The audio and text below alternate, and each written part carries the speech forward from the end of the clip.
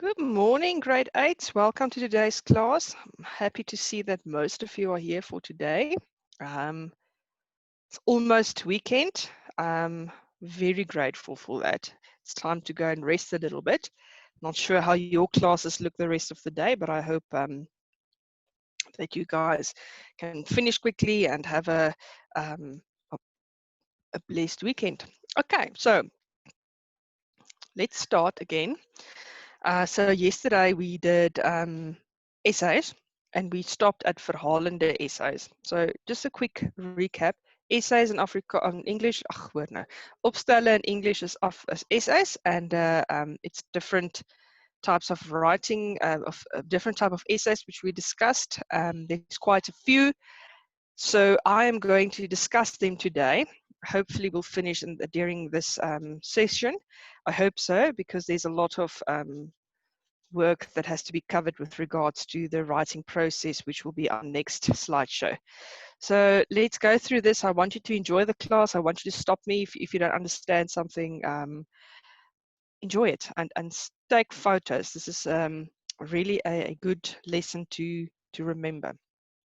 So let's start with verhalende opstelle. Nou, 'n verhalende opstel in Engels is dan 'n narrative essay. I don't know if we did this one yesterday, but just pretend that you didn't hear it. Okay, because I like to recap stuff. So jy vertel 'n storie. So jy vertel 'n storie of 'n verhaal aan die leser. So you're telling a story.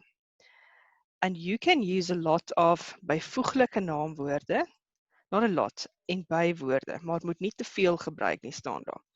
And I don't know if I mentioned this yesterday, but there's nothing more irritating than reading an essay without a proper title, without proper structure, and then of course a gross amount of adverbs and adjectives, because in the end, after I've read that that essay, I don't know what I've read, a whole lesson on adjectives, or did I read a story and then I can't remember the story anymore because it's just a bunch of adjectives and adverbs. So please remember, I think I used the example about chocolates yesterday with your class. I love chocolates, but I know I have to eat it in moderation. So when you write an essay, use adverbs and adjectives in moderation, even if it is a story or a descriptive essay. Right, so let's go on here. You must use your zintuie or senses whenever you write an verhalende opstel, and the following opstel we'll discuss as well. So what I usually recommend is, and I'll show you that in one of the PowerPoints that I'm going to show you later on, is you take your hand and you draw the lines of your hand on a piece of paper, and for each finger you give a sense, like hearing, smelling, tasting. And then you write down what you want to write about according to the theme, what you actually smell and see, and so on and so forth. But we'll get there.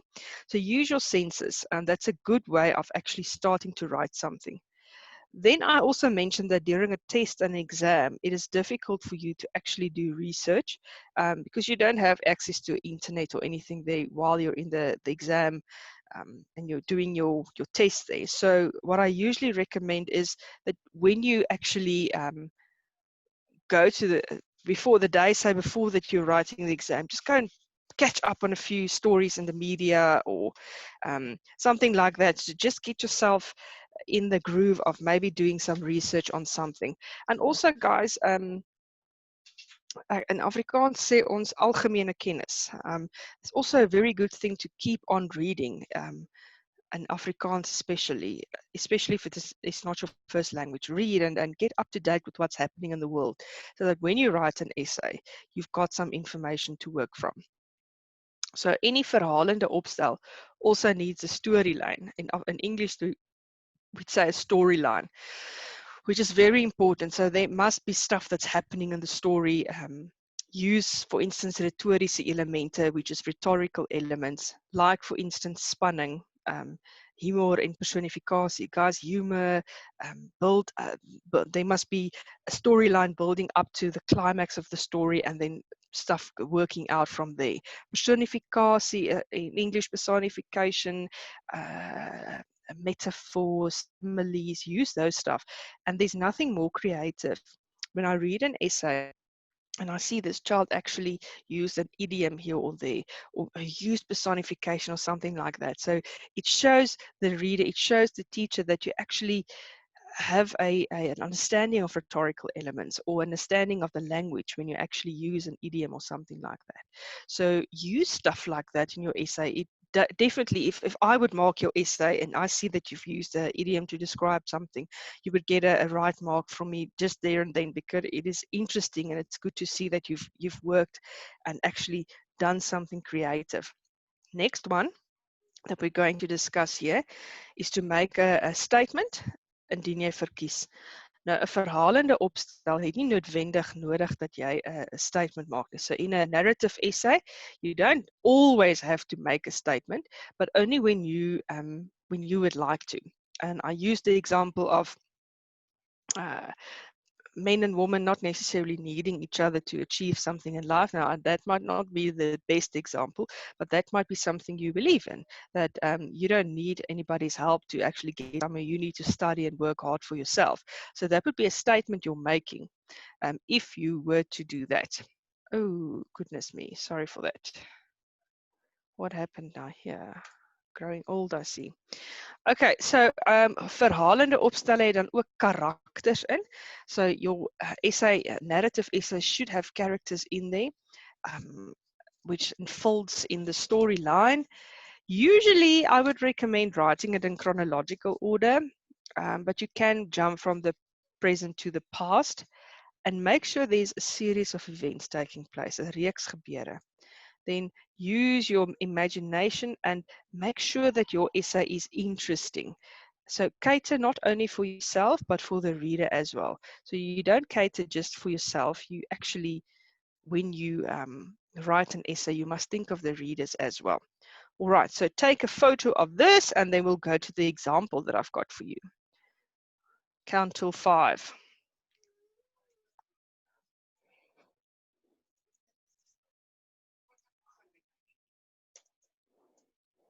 Okay, so I'm going on. All right, so here is the example. I think I did do this with your class yesterday, but it doesn't matter. So let's just run through it again. So this is a inleidingsparagraaf, an introductory paragraph to a verhalende or narrative essay.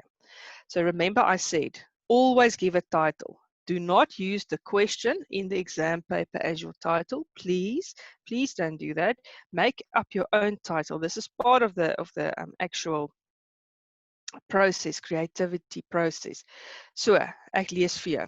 Dit was 'n koue, stormagtige nag. It was a cold and stormy night. Die donder weer was oorverdowend en die wind het om die hoeke van die huis gehuil. So he's describing the thunder and the wind sounds around the house. Haal het op die dak gekletter. The sound of the hail. Ek was tuis, alleen en bang.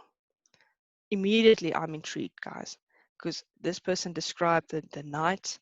They described the thunder in the background and the wind that's making noises around the house and the hail and look at that word gekletter. That is an example of onomatopoeia. Ek was tuis, he was alone, and then I think it's a dash, alleen en bang. Guys, immediately I'm intrigued. What's going to happen? Is this going to be a horror?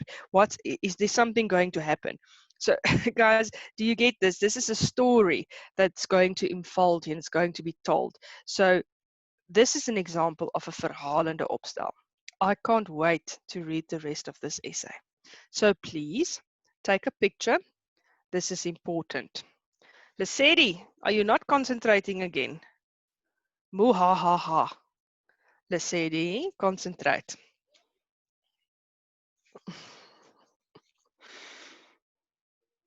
Okay, I think you've taken a picture by this time. Now let's go to beskrywende or descriptive essays. Very important one. So this is the second type of essay.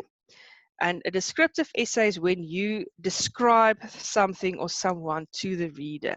In other words, you are painting a picture with words. In Afrikaans we'll say, skep 'n beeld of 'n prent met woorde. Important here, use idioms and beeldspraak and that's rhetorical elements again, imaginary idioms, personification and so on and so forth. Just as with the verhalende opstel. But guys, the difference between 'n verhalende opstel en 'n beskrywende opstel is as follow. 'n verhalende opstel focuses on the story that's taking place, whereas the beskrywende opstel, the descriptive essay, focuses on something that is being described. So it can also have a storyline, but the focus is not on the actual story, but rather on the descriptions that you've been telling here. Again, use your senses, hearing, feeling, touching, smelling. And you can also, as I said here, vertel 'n verhaal, you can also give a story there. Very important with any essay, whether it is telling a story or it is argumenting about something, always be practical. Stick to your structure, stick to your story, and make sure that the essay is actually creatively written and interesting enough, but also logical, guys. But remember as well, but we'll get back to that later. When I say logical, it doesn't mean that you cannot write fiction. It means you can write fiction, but remember to have a logical structure. If you're telling a story chronologically, keep to that. If you're talking in the present tense, keep to that. You may jump from present to past, but look at the way that you're telling the story. So, and then very importantly, be creative. Make a note of this. With a beskrywende opstel, it is advisable that you also use connotative and denotative, which is connotative and denotative in English, and it refers to the literal or the figurative meaning of something. Well, figurative and literal meaning. So that's very important, guys. Use a lot of those in your story. Okay, let's go on there. Again, that sentence like in the previous slide. You may use adjectives, byvoeglike naamwoorde and bywoorde adverbs, but not too much, guys, not too much. Think of the chocolate example. Okay, fiksie and realisties. It may be fictional, it may be realistic, and then you may give your own opinion or what you saw. You may absolutely do that. And then the key of a descriptive essay. Guys, very important. Paint a picture with words. At the end of a descriptive essay, I want to know exactly what you described. I want to be in absolute awe of how you did it. I want to be in absolute awe in how you've written it and the stuff that you use. At the end of a descriptive essay, any essay, I want to sit there and I want to say, wow, wow, wow, wow. Okay, so remember this. Now take a picture and then we'll go to the example. So I'm giving you an example of each of the type of essays that I'm discussing here, which is very important. You're very quiet today. Is it because of that it's Friday?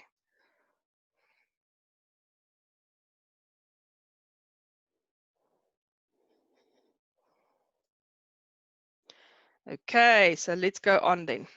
Let's go to the example.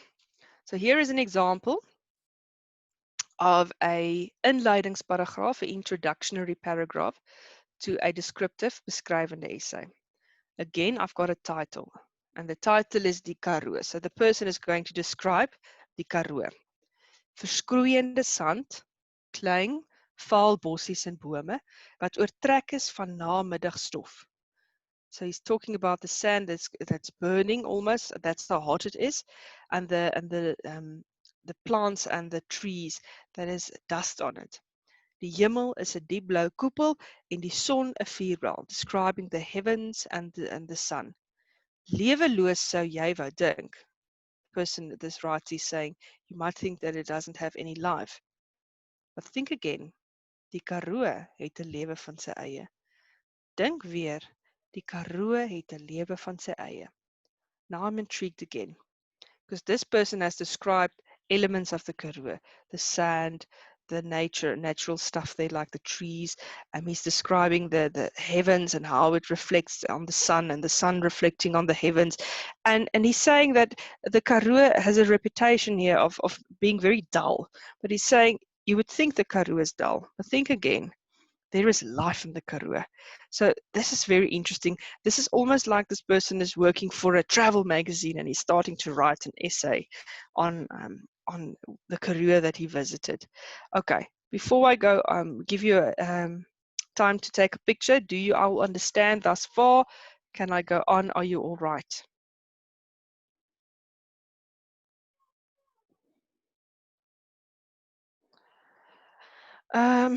Ma'am, are we going to have to write or type a story for our assessment? Look, guys, I would actually like to do that for the reason that I want to see whether you actually did it and understand it. So in this class, I mean, how many kids are there? 13.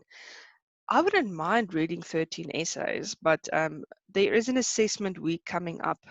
And as soon as I've got more information on that, I will give the information to you guys as well. So I'm not sure how it's going to work.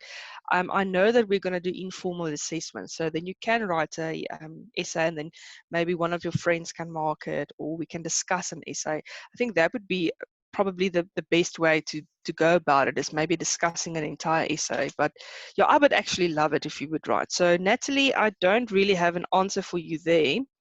But we'll see as I get information. I'll very much share it with you guys. Okay, so let's go on to the next one. Most of you said yes. So now, this is an important man. Bespiegelende Opstelle, a speculative essay. So guys, this essay is literally what it says. You're speculating about something. So you philosophize over something. You philosopheer. So you've got a statement or idea in your head, opinion about something, and you feel something about it. It's an emotional reaction. So you give the topic, or you give the statement, and then you're going to start talking about the statement. So for instance, why do you believe that the sun is purple, for instance? So you must philosophize around that. So why do you believe that life, there's life after death, for instance? So you that is an example. You can usually it is because of a persoonlijke ervaring, a personal experience, and you have to convince the reader of something. So a bespiegelende opstel is usually created around a personal experience, and you then have to convince the reader about what you actually lived through. Don't exaggerate. That's a very important thing. Guys, when we exaggerate in an essay or in anything in life, you lose interest in that person's writings. So if I read an essay and there's too much exaggeration in it, like the person really, it's like the person threw a bunch of uh, byvoeglike naamwoorde in that entire essay. Later on, I don't know what is really happening anymore because it's just a bunch of words. Do not oordryf. Okay, don't exaggerate in your essay. A little bit's fine, but not too much. Chocolate example. Dink daaroor. Think about what you are writing, guys. In any essay or in any article, never try and be ugly to other people or towards something. You don't want to create a bad impression of your writing, for instance, or even yourself as the writer. Think about what you are writing. This was one of my favorite stuff when I was in school. So if I got a test or exam and the teacher gave a quote there, and I could have the opportunity to write about the quote, then I usually took that, or even if there was photos in the exam and I could write something about that, then I would usually do something like that. But anyway, so if you know quotes, like yesterday before we started this PowerPoint, I spoke about what Albert Einstein said. Use something like that. That is actually philosophizing about something, and not just that, it will emphasize your point. Use quotes, guys, and it shouldn't necessarily be about somebody like Albert Einstein also. Maybe a quote from one of your favorite songs or one of your favorite movies. Use that as a way to emphasize what you want to say. Jy mag beskryf. In 'n bespiegelende opstel, in 'n just speculative essay, you are also allowed to actually describe something. Okay, then they say they're logical and systematic. Again, guys, with any essay, write in a logical manner so that the reader doesn't get confused. You must write so that the reader will think about something. That's a part of convincing. You must give the reader something to think about, but never confuse the reader to such an extent that he or she loses interest in your work. Logical and systematic. Then with a bespiegelende opstel, use stuff like persoonlike voornaamwoorde, personal pronouns. Who can give me an example of personal pronouns? Persoonlike voornaamwoorde, let's see. There are 13 of you, come on. Give me an example.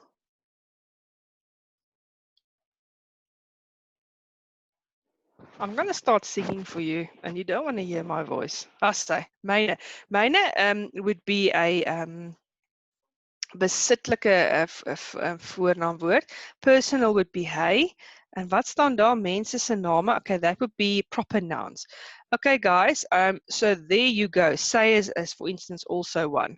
All right, so good. You've got an idea here. Now this, oh my soul. Okay, sorry, you see that I'm singing for you guys now. Please take a picture of this. Take a picture of this, of a spiegelende opstel.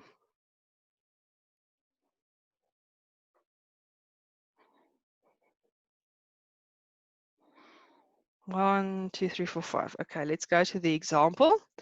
And this is nice, guys. You should always have an example of something.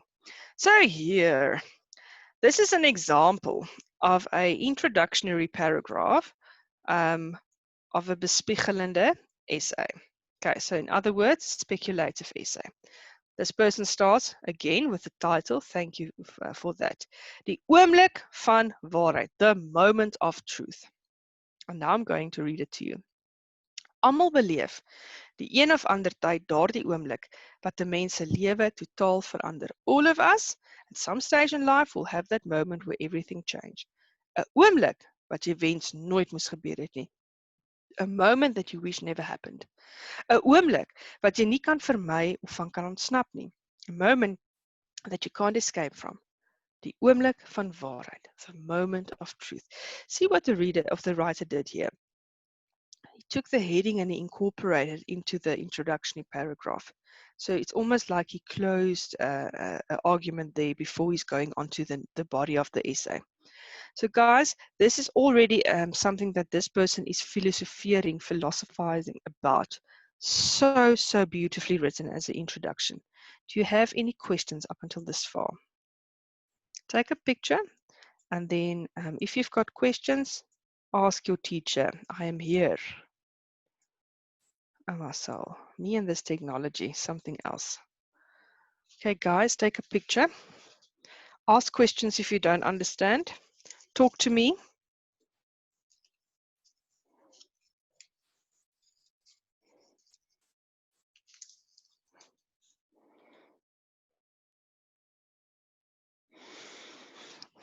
Oh, I'm seeing nothing in that chat box. Lesedi, why are you now so quiet? You like talking. Am I not hearing anything? Are you all not hearing me? No questions, ma'am. Okay. All right, guys. I'm going to go on to the next one. Keep your Friday, you must have a Friday spirit, eh? This is a lovely way of doing a lesson if we have that spirit. Okay, so next one. Argumentative, argumenterende opstel. Guys, it's what it says. You're going to argue about something in this essay. Not fighting. You're arguing with yourself. You're arguing why something is important.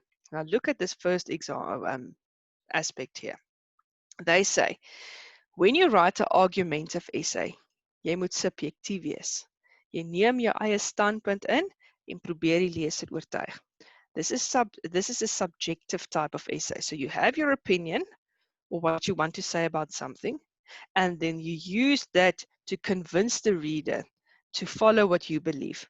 You are almost like a lawyer. You are defending a case. Jy verdedig 'n saak. So you're saying, no, the sun is definitely purple, and you are going to argue in this essay why you say the sun is purple. And at the end of the essay, you want the reader to also believe that the sun is purple. That's just a stupid example that I'm giving here. Then use your eie mening en moet oorspronklik weergegee word. So you're using your own opinion, and it must be given to the reader on a oorspronklik. What's the word for oorspronklik? I can't think of the word now, but it must be almost well, a good way, a good way. Then you argumenteer, you're arguing, just like a lawyer in court, you're arguing. And then this is important, write an argumentative essay in the present time, the here and the now. And then I've put in a long definition here, but I've translated it for you as well. Jy gebruik woorde wat rede, oorsaak, opeenvolging, voegwoorde, logiese opeenvolging aandui. Soos byvoorbeeld, dit bewys dat. That is a way of saying something. It proves that. Maar, doch, omdat, daarom. This entire sentence in English would be, you use words that indicate reason, cause, sequence, conjunction, logical sequence, such as, it proves that, it has been proven that, but, so you give your statement and then you say something like but, and then you give another reason. Yet, because, therefore. Go and visit that website there. There's a beautiful PDF that you can go and read from. Okay, sorry, I'm going back. And then again, logical. Guys, especially when you're arguing about something, do it in a logical manner. And remember, with the argumentative essay, you want to convince the reader of something. Okay, take a picture.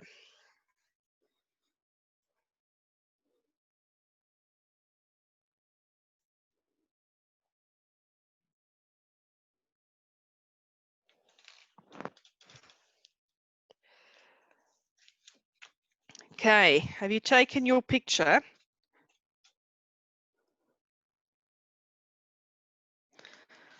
Okay, let's go to the example. So I like an argumentative essay because you start it with a bold statement.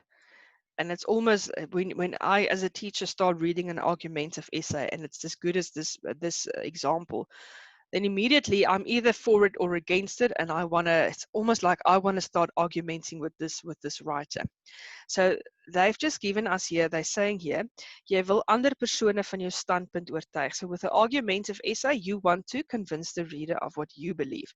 And you also want to know that you also want to give the reader something to think about, but you also want them to think the same way as you do at the end of the essay. So it will, I'm going to give you this Afrikaans definition. Nou, argumenterende opstel wil presies dieselfde doen. Dit wil oortuig, oorreed of beïnvloed. So you want to convince, you want to make sure that the person is definitely going to go your way, and you want to have an influence on the person's mind and what they believe. So introduction, look how short and sweet this is. Title, teenagers. And then the example. Tieners is die ondankbaarste spesie op hierdie aardbol. And look at that exclamation mark there. This writer is saying, teenagers is the most unthankful species on this earth. So again, bold statement. Now you're immediately a bit angry, or you think, okay, yeah, well, that may be true. And you want to read more. You want to see why is this person saying stuff like this, and you want to read are you going to believe what this person is saying? So guys, do you all understand the argumentative essay? Be bold with an argumentative essay. Give a proper argument. Be a lawyer. Make a statement. It's a wonderful essay to write. Great. I'm seeing yeses. That is very, very good. Okay. Sorry, I'm seeing there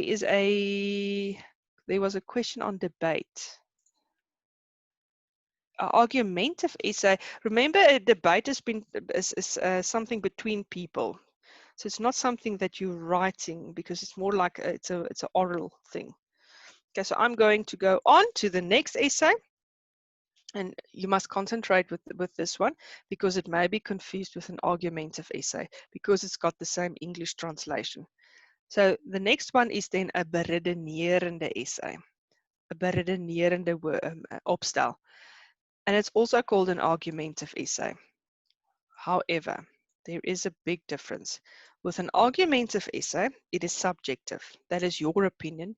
You're only giving your side of the story. But with a beredenerende essay, you are going to give both sides of the story. So, the sun is purple, that's your opinion. And then somebody else says, no, the sun is orange. And then you must dat jou beredenerende opstel moet albei in hê. So it must be objective, because you're not trying to convince the reader here. You are being objective. You're giving your opinion on an objective manner, and you're giving the other person's opinion on it in an objective manner. In other words, you are being fair. You are being objective, factual. And here you can actually see somebody like a journalist on carte blanche, for instance. So you're giving an objective opinion. You're just stating the facts. Here, again, I'm repeating myself. You're not going to convince the reader. You are leaving the decision to the reader to decide at the end of the essay what he or she wants to side with who they want to side with. And in the introductory paragraph, you already give the problem. So you're giving your problem statement in the very beginning of the essay. Again, and you've seen this in all the other essays that I've spoken about, logical. And strangely enough, with a beredenerende opstel, although you should be objective, you may use emotional or emotieve taal gebruik. So there may be a bit of emotion in your essay, although it's objective. But remember, that shouldn't be used as a way of convincing the reader of your side, because it's not about that. And I don't know the English word for this, redeneer. Jy redeneer jou standpunt. In other words, guys, you are, the word is probably arguing. You're arguing with yourself about what you believe and with the reader. Again, research is key. If you've got access to that, write in die teenwoordige tyd, which is the present tense, and I'm giving you 5 seconds to take a picture of that before I go to the example.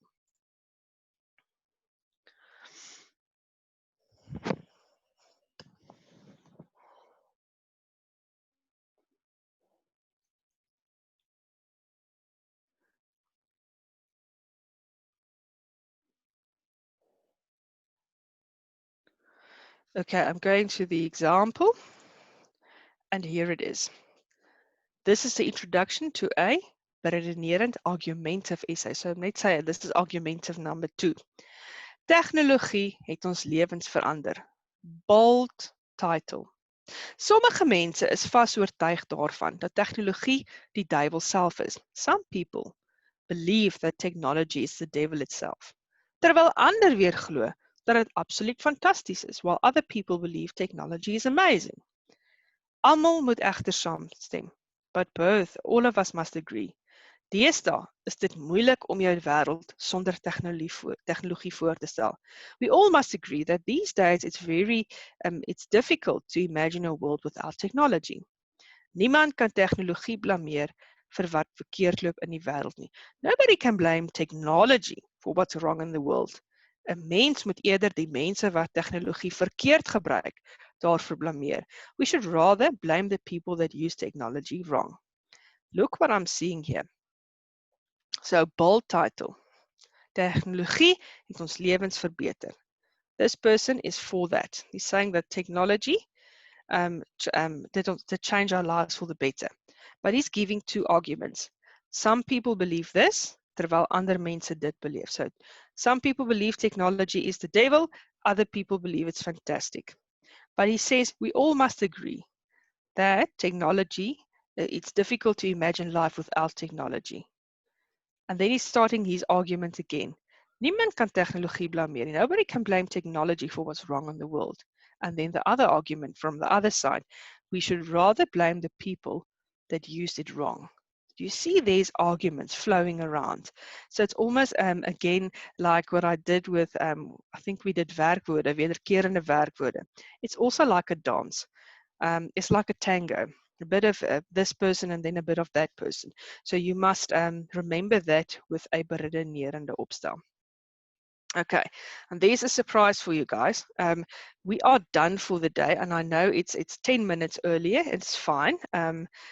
I can teach in half an hour, and I'm not going to start the new project because it is much too important for me to do that in one session if possible.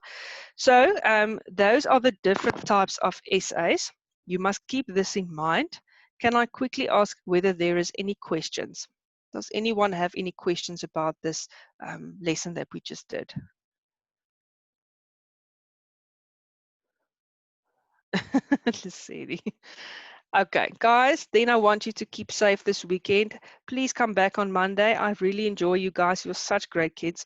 I'll see you on Monday and have a wonderful weekend. Keep yourself safe. Bye-bye, guys. Ma'am, can we send you an email? Yes, you may. There is my email address, melissapinar.atg @gmail.com. So if you want this slideshow, remember your name and grade, and only then I will send it to you. And then you can also find some stuff on the drive that I've dropped in there for you. So in Klandla, email me. There's my email address for the stuff you need. Okay, guys, have a wonderful weekend. Keep safe. See you on Monday. Bye.